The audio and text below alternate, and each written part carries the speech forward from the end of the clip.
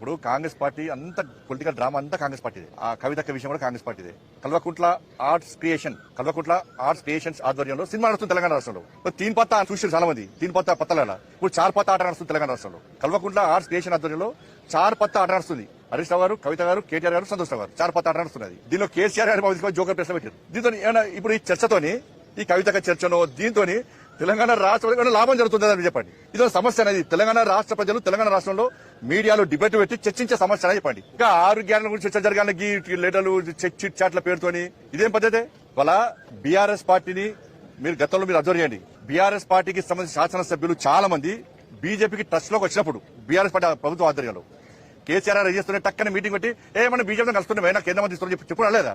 ఒక గదే జిమ్మికలు అన్ని కూడా బీఆర్ఎస్ బీజేపీ కలవడం అనేది అసలు బీఆర్ఎస్ మేము పడుచుకుంటామన్నా. అది ఫామ్ హౌస్ పార్టీ, కుటుంబ పార్టీ, అవినీతి పార్టీ. కవితక్కను అరెస్ట్ చేయకుండా ఉండాలన్న ఉద్దేశంతో బీఆర్ఎస్ బీజేపీతో కలవడానికి ప్రయత్నం చేసింది. కానీ మేము దరిదాపులో రానియాలి, మేము వాళ్ళని దరిదాపులో రానియాలి బీఆర్ఎస్ పార్టీని.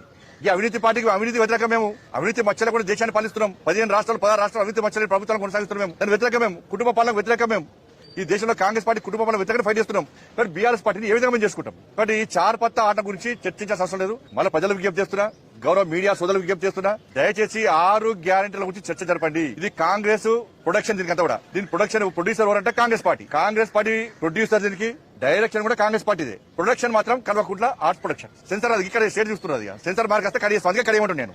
అందుకే బంజారీ ఈ చార్ పత్తా దీంతో ప్రజలకు ఏం లాభం దీంతో అంటున్నాను నేను. అసలే కలుపుకోం. అరే అవినీతి పార్టీ, అది కుటుంబ పార్టీ, ఏ విధంగా కలుపుకుంటాం?